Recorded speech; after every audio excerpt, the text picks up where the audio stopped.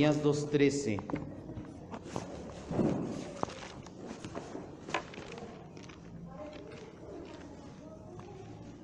No nos vamos a tardar nada el día de hoy. Va a ser rápida la clase, va a ver.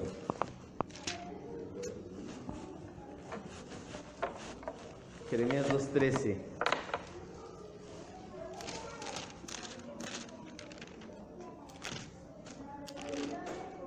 Ya lo tenemos, dice la Escritura: porque dos males ha hecho mi pueblo. Me dejaron a mí fuente de agua viva y cavaron para sí cisternas rotas que no retienen agua. Vamos a cerrar nuestros ojos, vamos a encomendar nuestras vidas, nuestros corazones al Señor de la gloria, a decirle gracias, Padre, por esta palabra que traes a nuestras vidas. Gracias por la enseñanza. Gracias, pues como bien orábamos hace un momento, Señor, anhelamos que estas enseñanzas, esta palabra baje a nuestro corazón, transforme nuestra vida, Señor. Confesamos que nosotros por nuestros medios no podemos, pero tú utilizas tu palabra, Señor. Tu Espíritu Santo obra por medio de tu palabra, no aparte de tu palabra, sino con tu palabra para transformarnos. Confiamos en ello, creemos que tú nos transformas más el día de hoy a la imagen de Cristo. Para eso fuimos creados, Señor. Para eso nos hiciste. Gracias, Padre, en el nombre de Jesús te decimos amén. Estamos estudiando soteriología. Ya entendimos que la soteriología es el estudio sistematizado de lo que es la doctrina de nuestra salvación que encontramos en la Escritura. Nosotros como iglesia nos apegamos a una soteriología totalmente monergista. Quiere decir que creemos que la gracia y solamente la gracia de Dios es la que nos hace salvos y la que nos hace santos. Más específicamente nos apegamos a las doctrinas de la gracia, calvinismo o tulip. Ya estudiamos el tulip, las siglas explican cada punto de dichas doctrinas de la gracia: T, total depravación; la U, inconditional election; la L, expiación limitada; gracia irresistible y perseverancia de los santos, por su traducción en español. Sin embargo, hay más, mucho más que estudiar y comprender en el estudio detallado de nuestra salvación. No crea que soteriología se acaba ahí, todavía nos faltan muchas clases. Hay un punto clave, hay un momento decisivo para la vida de todo creyente, y es el momento de su conversión. El día de hoy vamos a hablar de la regeneración espiritual. Pero antes de hablar de la regeneración, quiero que entendamos la conversión. Cuando un creyente se convierte. Para poder hablar de regeneración es necesario primero hablar de conversión. La conversión es un tema que encontramos recurrentemente en el Antiguo Testamento. Si hemos leído los profetas, si hemos leído las exhortaciones en el Antiguo Testamento, vemos que los profetas o quienes exhortaban continuamente decían: dejen de hacer esto, dejen de hacer lo otro, conviértanse de sus caminos, dejen de idolatrar, dejen de eso, conviértanse al Señor. Y en el Nuevo Testamento no es la excepción. La conversión la encontramos en muchas citas. Vamos a ver unas de ellas. Les voy dando citas de una vez. Mateo 13:15, por favor, mi hermana Ale. Marcos 4:12, mi hermana Susana. Lucas 1:16. ¿A quién está? Mi hermana... no trae sus lentes. Mi hermano Enrique, por favor. Lucas 1:16. Juan 12:40. ¿Quién más? Mi hermana Cris, por favor. Hechos 3:19 y el 26. Mi hermana Enriqueta. Hechos 14:15. Yair. Hechos 26:18. Ángel. A mi esposa. Segunda de Corintios 3:16. Y hermana Carmen, por favor, primera a los Tesalonicenses 1:9. La conversión es un tema recurrente en el Antiguo y en el Nuevo Testamento. Hoy va a quedar claro lo que es la primera parte de la regeneración espiritual. Mateo 13:15. Porque el corazón de este pueblo se ha engrosado y sus oídos oyen pesadamente y han cerrado sus ojos, para que no vean con los ojos y oigan con los oídos y con el corazón entiendan y se conviertan y yo los sane. Así es, en medio de las parábolas el Señor dice, citando a Isaías, para que no se conviertan, habla de la conversión, Marcos 4:12. Para que viendo vean y no perciban, y oyendo oigan y no entiendan, para que no se conviertan y les sean perdonados los pecados. Así es la cita paralela, nuevamente dice, para que no se conviertan, Lucas 1:16. Y hará que muchos de los hijos de Israel se conviertan al Señor, Dios de ellos. Así es, hablando acerca del nacimiento o de la anunciación del nacimiento del Señor Jesucristo, dice el ángel, y hará que muchos se conviertan. Juan 12:40, perdón. Cegó los ojos de ellos y endureció su corazón, para que no vean con los ojos y entiendan con el corazón y se conviertan, y yo los sacaré. Así es, Hechos 3:19 y 26. Así que arrepentidos y convertidos para que sean borrados vuestros pecados, para que vengan a la presencia del Señor tiempos de refrigerio. A vosotros primeramente Dios, habiendo levantado a su Hijo, lo envió para que os dijese a fin de que cada uno se convierta en su maldad. Así es, el apóstol Pedro hablándole a la multitud y diciéndoles, conviértanse, conviértanse. Pablo también la dice, Hechos 14:15. Y diciendo, varones, ¿por qué hacéis esto? Nosotros también somos hombres semejantes a vosotros, que os anunciamos que de estas vanidades os convirtáis al Dios vivo, que hizo el cielo y la tierra, el mar y todo lo que en ellos hay. Así es, Pablo exhortando y diciéndoles, no, yo también soy un hombre, mejor conviértanse al Dios vivo. Hechos 26:18. Para que abran sus ojos, para que se conviertan de las tinieblas a la luz y de la potestad de Satanás a Dios, para que reciban por la fe que es en mí perdón de pecados y herencia entre los santificados. 26:18. Sí, Hechos 28:27. No le di a nadie. Bueno, 2 Corintios 3:16. Pero cuando se conviertan al Señor, el velo se quitará. Así es. Primera de Tesalonicenses 1:9. Porque ellos mismos cuentan de nosotros la manera en que nos recibieron y cómo se convirtieron de los ídolos a Dios para servir al Dios vivo y verdadero. Así es. Vemos que en muchas ocasiones viene la palabra conversión. ¿Qué es la conversión? Para entender la regeneración, primero tenemos que entender la conversión. Ponga mucha atención, no se vaya a perder en medio de esta enseñanza. La palabra conversión viene del griego epistrofe. Significa volverse de y volverse hacia.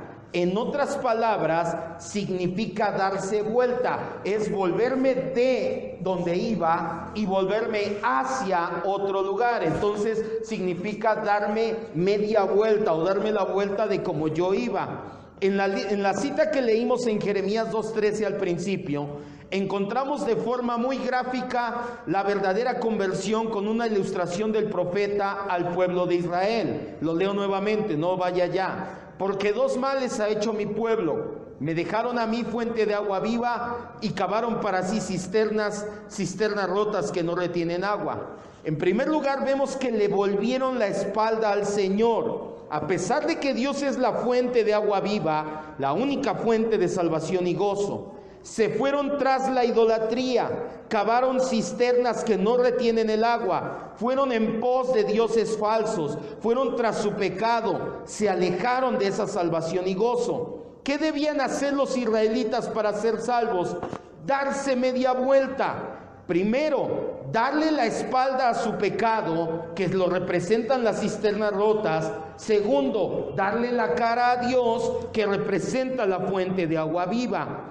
Esta media vuelta es lo que la Biblia le llama conversión, darle la espalda al Señor. Es todo lo contrario a la conversión y se conoce como aversión, o en Eclesiastés 7:19 lo dice mejor todavía, perversión. Es todo lo contrario a la conversión. La perversión implica dos males: dejar a Dios, y el segundo es seguir un ídolo.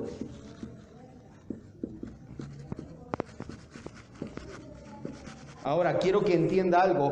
Cuando estamos hablando de ídolo en este contexto, no estamos hablando del 12 de diciembre que se viene la guadalupana, o del 28 que se vino lo de Judas, o de tener un crucifijo. Estamos hablando de cualquier cosa, cualquier personaje, cualquier situación que ocupe el lugar de Dios en su corazón. A eso se refiere este contexto.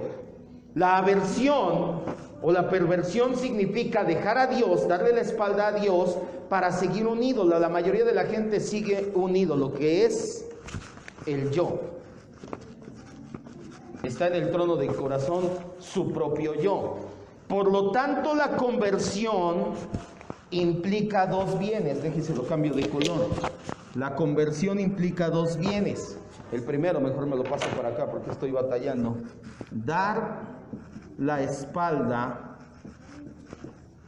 al ídolo y ahora sí, ir de frente con Dios.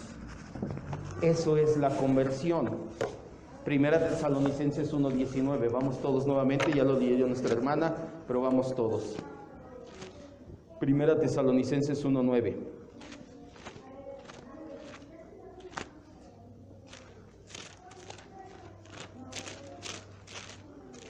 ¿Ya lo tenemos? Dice Primera Tesalonicenses 1:9. Porque ellos mismos cuentan de nosotros la manera en que nos recibieron, cómo se convirtieron de los ídolos, le dieron la espalda a los ídolos y ahora le dieron la cara a Dios para servir al Dios vivo y verdadero. La conversión está mejor narrada en Primera Tesalonicenses 1:9. Concluimos entonces que la conversión tiene dos aspectos. Ya acá se lo pongo. La conversión tiene dos aspectos. El primero, arrepentimiento, y el segundo, fe. Con este dejo los ídolos y con esta sigo a Dios. Y es importante que ponga mucha atención en esta clase, la que sigue, las que vienen más adelante, porque el orden sí importa y sí importa mucho, y la implicación o lo que hace Dios en todo esto es lo que nos separa de muchas otras corrientes soteriológicas. La conversión tiene dos aspectos: el arrepentimiento. Por medio del arrepentimiento aborrecemos el camino pasado, dejamos las perversiones. El segundo aspecto es la fe. La fe es el medio para creer y recibir a Jesucristo. Pero no olvidemos algo, amados hermanos, y aquí es donde ya vamos a retomar todo, que toda la iniciativa en esto la tiene Dios. Esto quiere decir que nadie puede convertirse sin que antes Dios lo haya vivificado, lo haya despertado y lo haya convencido de su pecado y de su necesidad de ser salvo. La lógica indica entonces que es necesario primero, antes de convertirme, que haya una regeneración espiritual. Antes de arrepentirme, debo de ser regenerado, mientras que la fe, y eso lo vamos a ver también más adelante, fe y justificación, la fe es el efecto que la gracia produce en los regenerados y nos conduce al arrepentimiento. ¿Ya puedo borrar? Va a quedar así entonces. Y ahí se lo dejo de todos modos en internet, pero queda algo así más o menos. La regeneración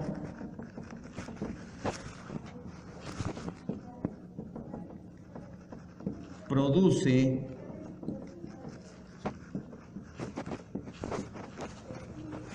arrepentimiento y fe en los creyentes, y esto a su vez es lo que conocemos como conversión. En pocas palabras, estamos viendo los dos lados de la misma moneda. Estamos viendo el lado humano llamado conversión y estamos viendo el lado divino llamado regeneración espiritual. Esto tiene que quedar muy claro, amado hermano. Porque mucha gente tilda al calvinismo y dice que queremos poner la carreta enfrente de la mula y que la carreta tire a la mula, y que entonces que quede bien claro esto. Por eso lo vamos a ir viendo por partes en varias sesiones. No es posible, no podemos nosotros querer convertirnos si primero no somos regenerados. Esto ya lo hemos entendido. Nacimos en pecado, nacimos ciegos, nacimos muertos, nacimos alejados de Dios, somos monergistas. No por eso somos monergistas, porque lo vemos en la Escritura, que Dios siempre toma la iniciativa. Del lado humano nosotros vemos la conversión, vemos que la gente deja su pecado y sigue a Jesucristo, pero del lado divino vemos que es la regeneración, que Dios produce por medio de la regeneración arrepentimiento y fe en el creyente. Vamos a definir la regeneración entonces como sigue: es el acto divino, Dios haciendo algo, empleando la verdad del Evangelio. Esto que quede bien claro, Dios no usa medios místicos, ya lo hemos visto. No creemos en el misticismo, que de repente te levantas y dices, ya quiero ser salvo, o alguien oró por ti. No, nada de eso. Es el acto divino que emplea la verdad del Evangelio como medio, por el cual nuestra voluntad es hecha santa. La regeneración, nuestra voluntad se santifica. Nuestra voluntad es hecha santa. Ese acto divino asegura el primer ejercicio de nuestra nueva voluntad. ¿Cuál va a ser? Arrepentirnos. Dios nos regenera espiritualmente. En ese momento mi voluntad es santificada. Y Dios está garantizando que el primer acto de esa nueva voluntad va a ser que yo me arrepienta de mis ídolos, de mi pecado, le dé la espalda y ahora sí tenga fe para seguir a Jesucristo. Como puede darse cuenta, la regeneración solamente es la perspectiva desde el punto de vista de Dios de la conversión. Dios cambiando nuestra vieja naturaleza de pecado, transformando nuestro corazón, poniendo en nosotros una nueva dirección a la cual nos dirigimos, que es nuestro Señor Jesucristo. De la misma manera que Lázaro tuvo que resucitar primero antes de poder moverse, así también nosotros tenemos que ser llevados primeros a una nueva vida antes de caminar en la verdad. Nadie puede nacer por sí mismo, nadie puede resucitar por sí mismo. Nacer y resucitar son dos verbos pasivos en la Escritura. Efesios 2:1.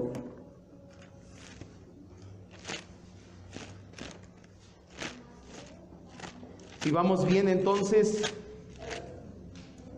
regeneración, el punto de vista de Dios; conversión, el punto de vista del hombre. Pero es primero la regeneración, aunque ya para efectos prácticos es coinmediata, pasa al mismo tiempo. Entonces tampoco no podemos decir fue un milisegundo antes. Pues bueno, ya si lo quieren ver así, entonces sí, fue un microsegundo antes ya. Pero es Dios tomando la iniciativa. Nadie puede nacer por sí mismo. Al igual, la gente que ha resucitado en la Escritura no resucitan por sí mismo.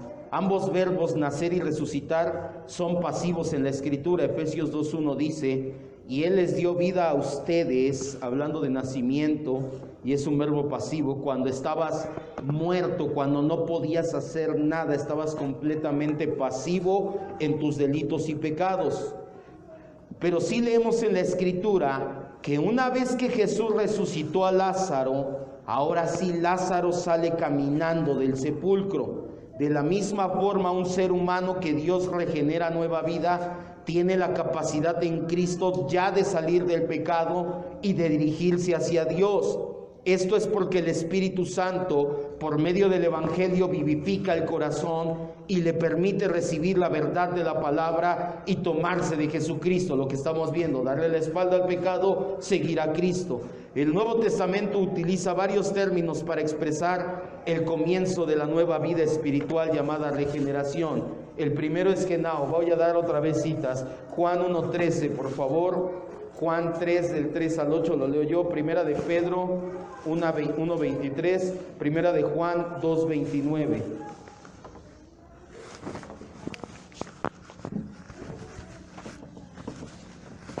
Si Dios no nos regenera, no nos podemos convertir. En la iglesia, en las iglesias hay muchos convencidos de que este es el camino, de que esta es la religión verdadera, pero no muchos convertidos, porque para convertirte, primero Dios te regenera. Hay varios verbos en la Escritura que nos hablan de regeneración. El primero es genao, y nos habla de engendrar o dar a luz. Juan 1:13, por favor. Los cuales no son engendrados de sangre, ni de voluntad de carne, ni de voluntad de varón, sino de Dios. Así es. Habla acerca del nuevo nacimiento. Los hijos de Dios no son engendrados, es la palabra genao. No son dados a luz de voluntad de carne ni de voluntad de varón. ¿Quién es el que te regenera? Dios. Juan 3, del 3 al 8, se lo leo.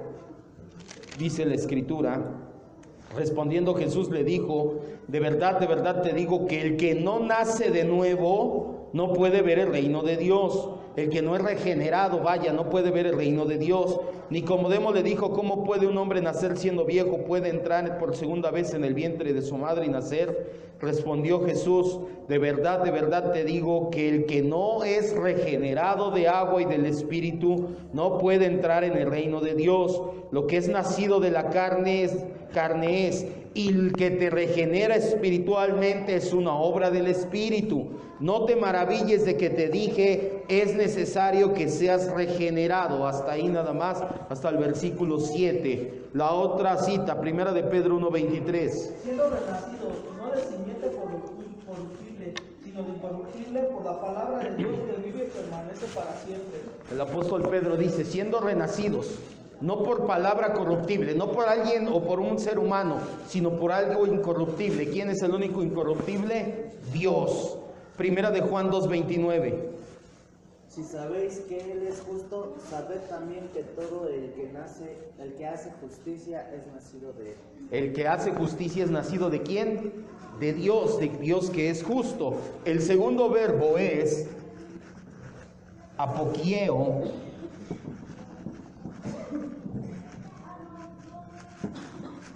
Y significa producir.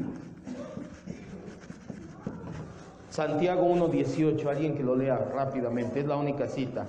El tercero, se los voy anotando mientras.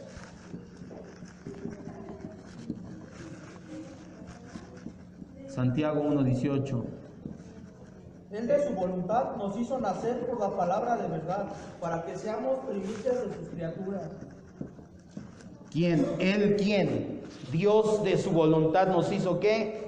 Regenerar. Vamos a ponerle aquí, estos verbos se relacionan con regenerar. Entonces vamos a parafrasear todos estos versículos para entender la regeneración. Él nos hizo regenerar, nos hizo nacer de nuevo de su voluntad. ¿De la voluntad de quién? De Dios. La tercera palabra es kitzo,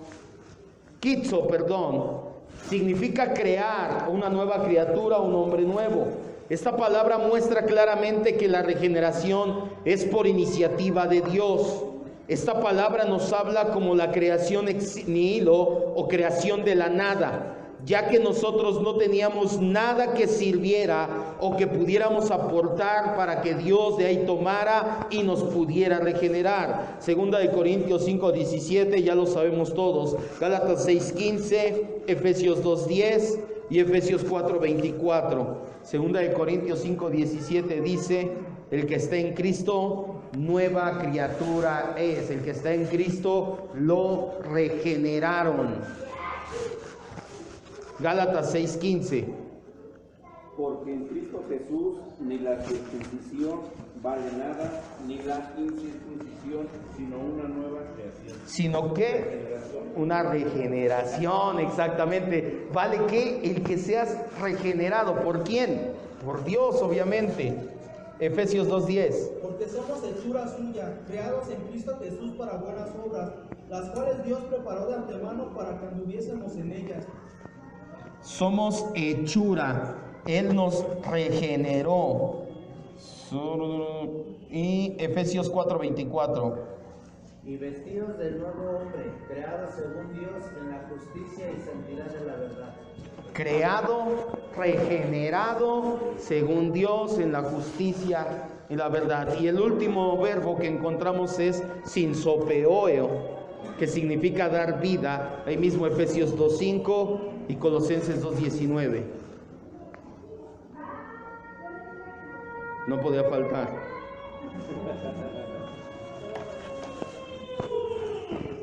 Sí, ya, Efesios 2:5.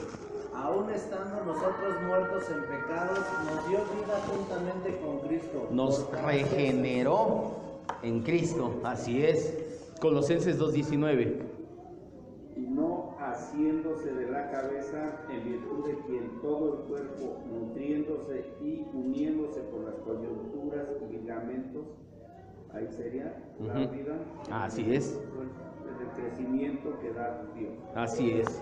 No solamente los términos o vocablos, si estudiamos los contextos de las citas que acabamos de leer, nos vamos a dar cuenta que el comienzo de la nueva vida es el acto divino de la regeneración espiritual. Tiene dos momentos clave o dos aspectos. Con base en estas citas, vemos que el primero, que tiene dos pasos o dos puntos clave. El primero, la generación. Aquí ya no es regeneración, aquí es generación de vida en nuestro interior. Y ahora sí, el segundo punto clave es el nuevo nacimiento o salida a la luz de nuestra vida espiritual. La generación de parte de Dios es Dios implantando en nuestro interior la semilla de la nueva vida. El nacimiento es la fecha en que la nueva vida se manifiesta operante en nosotros. Le traduzco lo que acabo de decir. En otras palabras, no puedes decir que eres regenerado si no has nacido de nuevo. Y se nota que has nacido de nuevo porque vives como un regenerado. ¿Cómo vive un regenerado? Le da la espalda al pecado y sigue a Jesucristo. Por eso es que esto es importante. Tú no puedes decir, yo ya soy regenerado, ya naciste de nuevo, ya, porque sigues viviendo habitualmente en tu pecado. No que no peques, sino porque sigues viviendo habitualmente en tu pecado. No, es que, porque sigues siendo el dueño de tu corazón, tu yo, el trono, el ídolo más grande y más difícil de quitar. Repito, no podemos decir que somos regenerados si no hemos nacido de nuevo. ¿Cómo es que he nacido de nuevo? Se va a notar porque vives ahora sí como regenerado, dándole la espalda al pecado y la cara a Dios. Esto por medio de Cristo en nosotros, que no se les olvide. Esto es Cristo en nosotros. ¿Tiene alguna duda hasta aquí? La próxima clase vamos a ver las características de la regeneración, así como su causa eficiente, todo según la Escritura. Que quede claro hasta aquí, amados hermanos, la conversión es del lado o el punto de vista humano, la regeneración es el lado o el punto de vista divino. Ambos nos hablan de esta misma situación, Dios generando vida en nuestro interior, dando a luz un nuevo nacimiento, una conversión, un darle la espalda al ídolo, al yo, y seguir en pos de Jesucristo. Vamos a cerrar nuestros ojos si no tiene ninguna duda. Le dije que la clase iba a ser rápida. Prefiero así, pero que se entienda, que esté tranquilo, que salga gozoso, porque ha sido regenerado por Dios. Si usted siente aversión por el pecado, es porque Dios lo regeneró, puso la semilla de arrepentimiento. Si usted siente afinidad por Cristo y lo quiere seguir, es porque Dios lo regeneró y puso la semilla de fe para seguir a Jesucristo.